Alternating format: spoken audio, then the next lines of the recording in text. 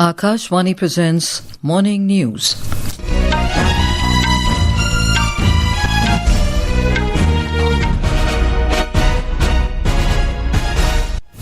Good morning, I'm Anuja Kumar.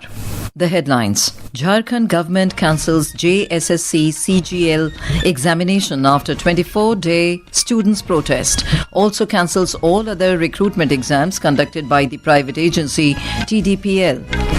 US President Donald Trump praises India's voter ID system, hails it as a model for stricter US election rules. India to host 12th BRICS Environment Ministers Meeting in New Delhi today. Indian Army Chief General Dhiraj conferred rank of Honorary General of Nepal Army by President Ramchandra Paudel in Kathmandu. IMD issues red alert for a very heavy rainfall in Jharkhand today. And Ayush Shetty stuns world number 1 and defending champion Shi Yu Qi in first round of men's singles at BWF Badminton World Championships in New Delhi.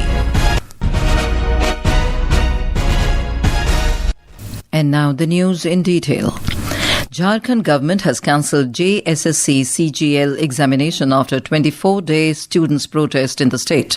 It has also cancelled all other recruitment exams conducted by the private agency TDPL. The announcement triggered celebrations at the protest site in Ranchi, though the demand for a CBI probe remains unresolved. We have a report.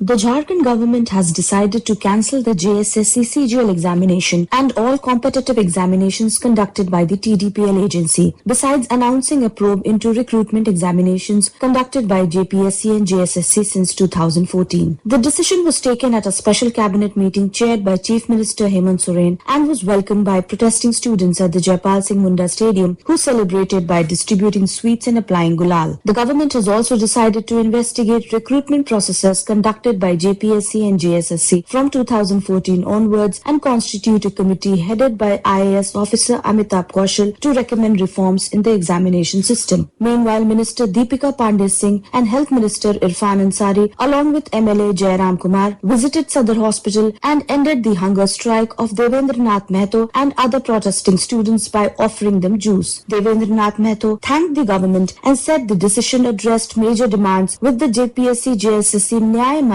announcing that it was suspending its agitation for now. Student leader Ravindra Paswan thanked the government for the decision but said the Reform Manch would continue its agitation until a CBI probe is ordered into the alleged irregularities. The government's decision has also triggered protests among candidates already appointed through the JSSC-CGL examination, with several selected candidates gathering outside Project Bhavan in Ranchi and expressing concerns over their jobs in future. The Reform Manch is expected to announce its detailed position and future course of action today, particularly on the demand for a CBI probe. Mahvish Rahman, Akashvani News, Ranchi. US President Donald Trump has praised India's voter ID card system and hailed it as a model for stricter US election rules. He cited India's electoral system as an example of election security while renewing his call for stricter voter identification requirements in the United States. We have a report. In a social media post, Mr. Trump referred to a recent conversation with India's Chief Election Commissioner Gyanesh Kumar. He said Mr. Kumar had questioned how elections could be held in the United States without a mandatory valid photo identity document. Mr. Trump used the remarks to reiterate his demand that the US Congress pass the Safeguard American Voter Eligibility, that is Save America Act. The proposed legislation seeks to introduce stricter requirements for voting in federal elections. It would require voters to provide documentary proof of US citizenship as well as valid government-issued photo identification while registering for federal elections. The White House has described the legislation as a measure to ensure that only US citizens participate in American elections. The US administration has said India and Brazil link voter identification with the biometric databases, while the United States largely relies on self-attestation for citizenship. Mr. Trump also highlighted the scale of India's general elections, saying around 642 million people voted in the country's most recent general election. Kaumudi Parekh, Akashvani News, Delhi. India will host the 12th BRICS Environment Ministers Meeting in New Delhi today.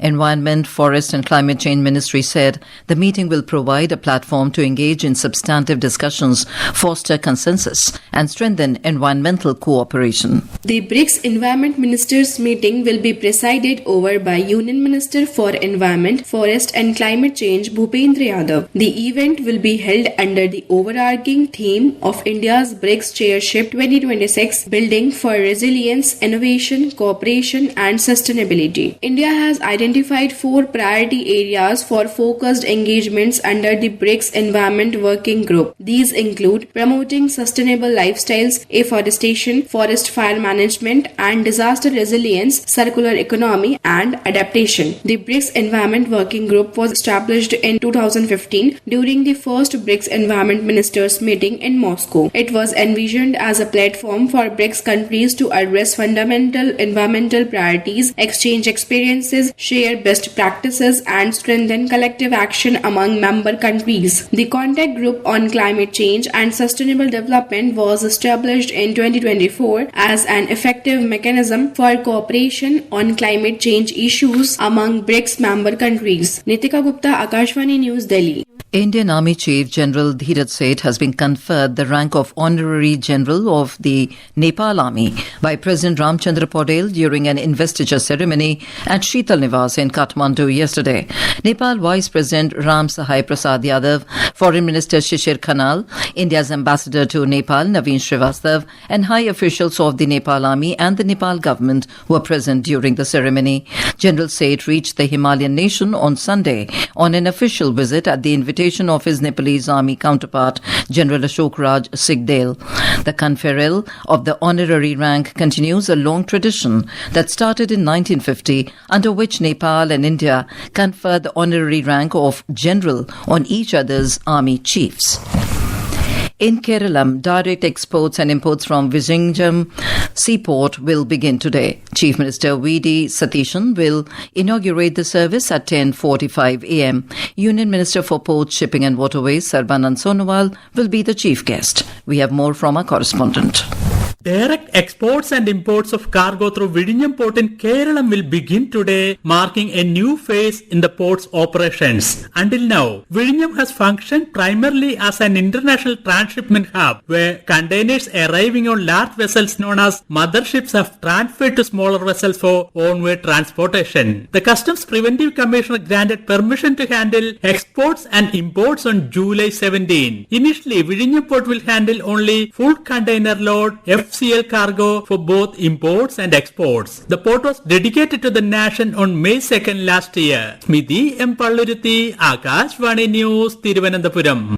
This is Akashvani giving you the news. For quick news updates round the clock, follow us on our X handle at AIR News Alerts. And for details of these stories and more, log on to our website www.newsonair.gov.in and download the News on AIR app. The India Meteorological Department, or IMD, has issued a red colour warning for very heavy rainfall to extremely heavy rainfall in Jharkhand today. Weather agency forecast heavy to very heavy rainfall in Bihar, Chhattisgarh, East Madhya Pradesh, Himachal Pradesh, Odisha and West Uttar Pradesh today. According to IMD, Jammu and Kashmir, Ladakh, Uttarakhand, Punjab, Chandigarh, Haryana, Delhi, East Uttar Pradesh, West Bengal, Sikkim, northeastern states, Karaikal, Puducherry, Tamil Nadu, Kerala and Mahi will experience heavy rainfall till Thursday. The monsoon spell continues in Himachal Pradesh, with widespread to heavy rainfall recorded at most places across the state during the past 24 hours. Monsoon rains have also affected normal life at several places. We have more from our correspondent. Intermittent rainfall has continued across most parts of Himachal Pradesh since last night. During the past 24 hours, Katola in Mandi district recorded the highest rainfall of 74 millimeters. The continued spell of rain has disrupted normal life at several places. According to the latest report of the State Emergency Operations Center, 87 roads remain blocked due to heavy rainfall, floods and landslides. So far this monsoon season, 80 people have lost their lives in rain-related incidents, while public property worth around 990 34 crore rupees has been damaged. Meanwhile, the Meteorological Centre Shimla has issued an orange alert for heavy to very heavy rainfall in 4 districts, Bilaspur, Kangra, Mandi and Sirmaur today. A yellow alert for heavy rainfall has also been issued for 6 other districts, Una, Hamirpur, Chamba, Kullu, Shimla and Solan. Ritesh Kapoor, Akashvani News, Shimla. The Meteorological Department has issued a yellow alert for heavy rainfall in the mountainous districts of Uttarakhand's Garhwal region today. According to the department, the spell of rain is likely to continue across the state till 21st of August. Around 97 roads in the state are currently blocked due to rain and landslides. Efforts are underway to reopen these roads. In view of the weather warning, pilgrims, tourists and local residents have been advised to plan their journeys according to the weather forecast and avoid going near rivers and streams. Intermittent rain has been continuing in Dehradun and Bageshwar since yesterday evening. In view of the weather conditions, all schools and Anganwadi centres in Dehradun district have been declared closed today.